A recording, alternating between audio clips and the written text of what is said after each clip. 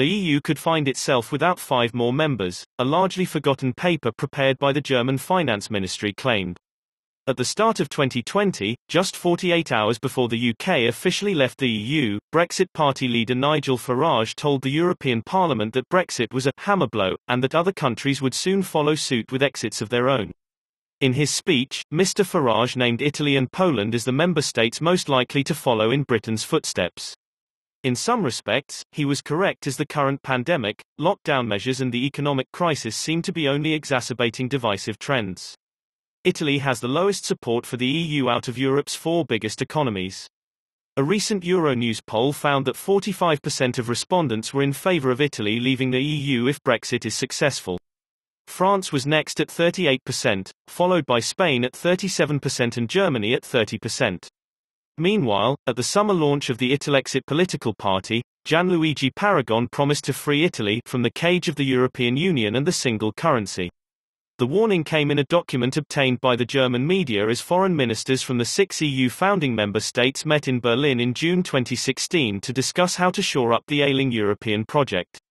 Germany was worried that France, the Netherlands, Austria, Finland and Hungary could seek to leave the bloc after Brexit, the German newspaper Die Welt said, citing a finance ministry strategy paper.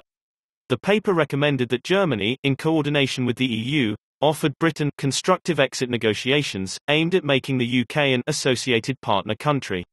The foreign ministers of France, Germany, Italy, Belgium, the Netherlands and Luxembourg conceded that they had to find better ways of dealing with different levels of commitment to closer European unity. They said in a statement, "We are aware that discontent with the functioning of the EU as it is today is manifest in parts of our societies. We take this very seriously and are determined to make the EU work better for all our citizens." In France, Jean-Marc Ayrault, the former foreign minister, said at the time it was imperative that the EU changed in order to staunch the threat of Brexit contagion. He said, "The main thing is that we must make Europe more concrete and effective for people. There is still too much unemployment, too many people are in precarious situations." Former French President François Hollande said the vote for Brexit posed questions not just for Europe but for the whole world. Mr. Hollande said, "For the entire planet there is a question, what will happen?" The former Danish Prime Minister reiterated calls for the EU to pay more attention to dissatisfaction across the continent. Lars Løkke Rasmussen said, "The EU must stay away from areas where countries do it best themselves." In a recent interview, former Conservative MEP Daniel Hannan echoed the German paper's claims, as he named 3 countries poised to follow Britain out of the EU. Mr. Hannan, who was recently nominated to the House of Lords, said, "The question is not if Britain will rejoin the EU.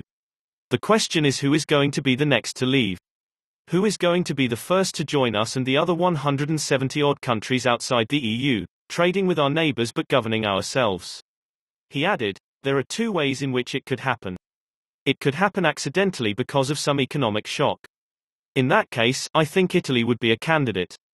Or it could happen Brexit style, in other words a referendum, demand for a referendum and a successful referendum. I think I would probably at the moment put my money on the Netherlands. But I have to nod in the direction of Denmark, which is also having a similar debate."